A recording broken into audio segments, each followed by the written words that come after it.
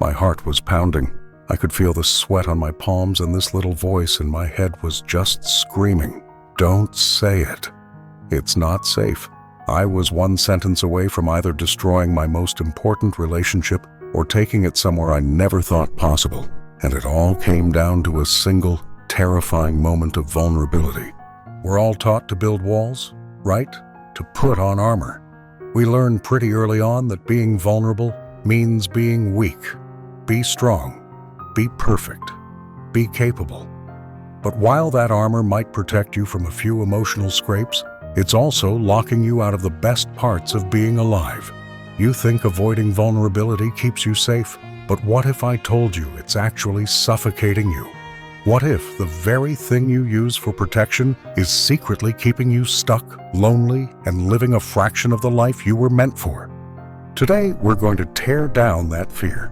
We're going to expose the invisible cage it builds around you, and I'll share the one mental shift that can turn vulnerability from your biggest fear into your greatest, most undeniable strength. So, let me finish the story I started. I was sitting across from someone I loved, and our relationship had just hit a wall. It was a wall built brick by brick with unspoken frustrations, tiny resentments, and a ton of assumptions. On the surface, everything looked fine. We were polite, we were functional, but we weren't close. We were like two people wearing bulletproof vests, wondering why we couldn't feel each other's heartbeat. The silence in that room was just deafening. Every instinct I had, learned from a lifetime of protecting myself, was telling me to just play it cool, say, "Everything's fine," and let the distance grow. Because being the first one to admit, "I'm not okay, I'm scared, I feel disconnected from you," feels like standing on a cliff edge. It's total emotional exposure. And that's the armor we all wear, isn't it? For some, it's the workaholic persona. You're so buried in your career that you have the perfect excuse to avoid real intimacy. For others, it's being a people pleaser, constantly twisting yourself into whatever shape you think others want, never showing who you really are. And for so many of us, it's the armor of perfectionism. This belief that if you can just be flawless, no one can ever judge or reject you.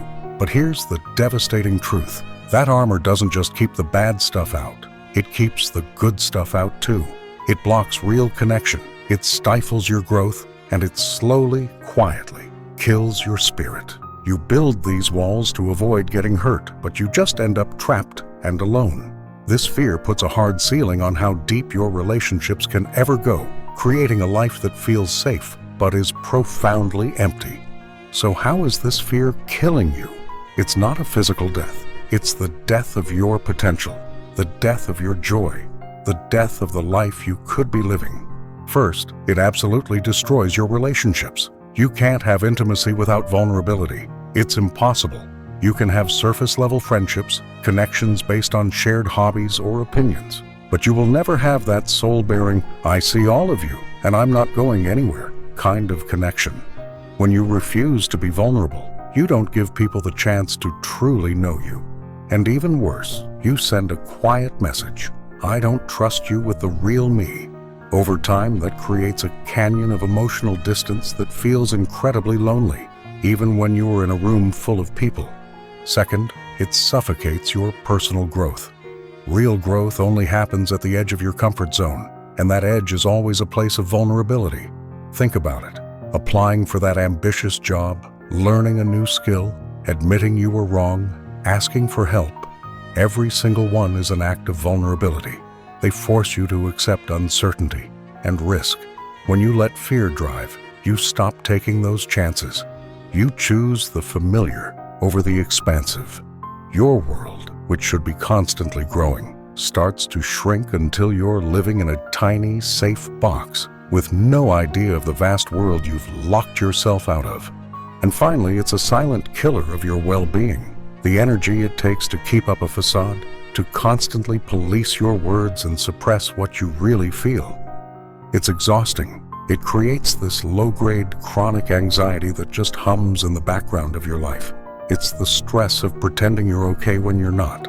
This constant self-monitoring keeps you from actually processing your emotions. which can easily slide into hopelessness and depression. You're denying yourself the very thing that makes us human, the freedom to feel and to be seen. I want to pause here and ask you, what's the armor you wear? Is it perfectionism? Being the funny one who never gets serious? Is it burying yourself in work? Let me know in the comments. Just acknowledging the armor is the first step to taking it off, and your story might just give someone else the courage to see their own. So how do we break free? It all starts with one profound mental shift.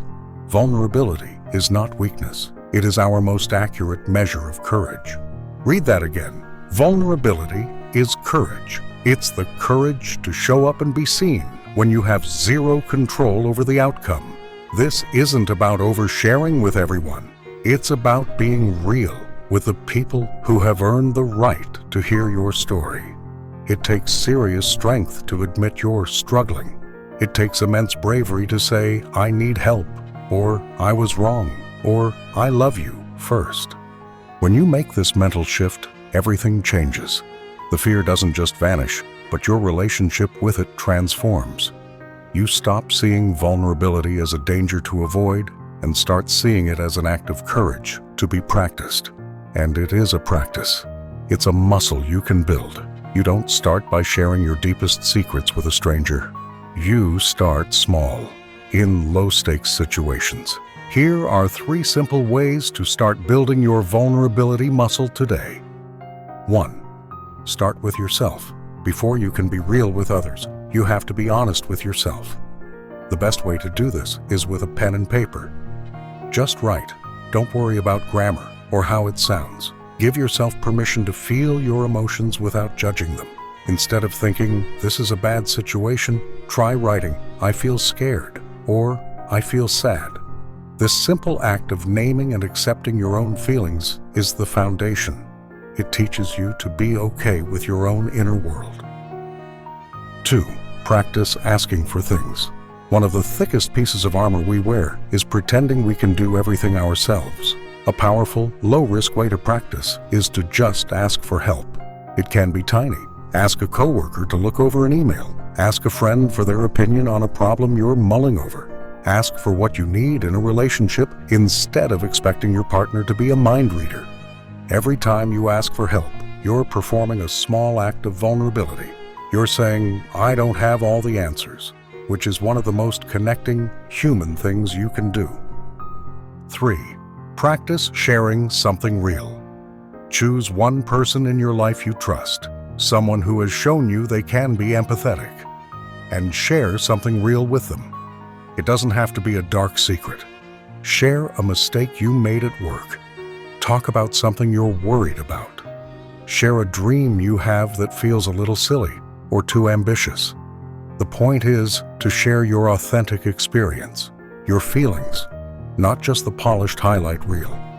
When you do this, you open the door for real connection, and you'll almost always find your courage is met with empathy. For years, I thought that armor kept me safe, but looking back at that moment, sitting in that deafening silence, I realized it was a cage. Saying the scary, vulnerable thing didn't destroy my relationship. It saved it. It cracked the armor open and finally let some light in.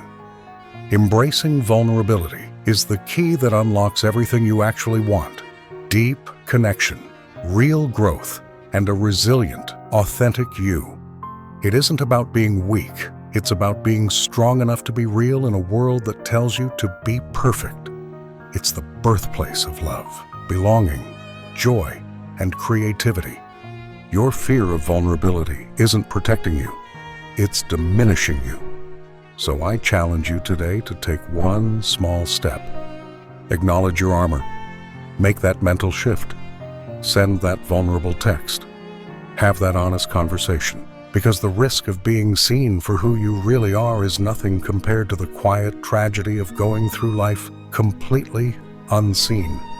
Your greatest strength is waiting for you, right on the other side of your fear.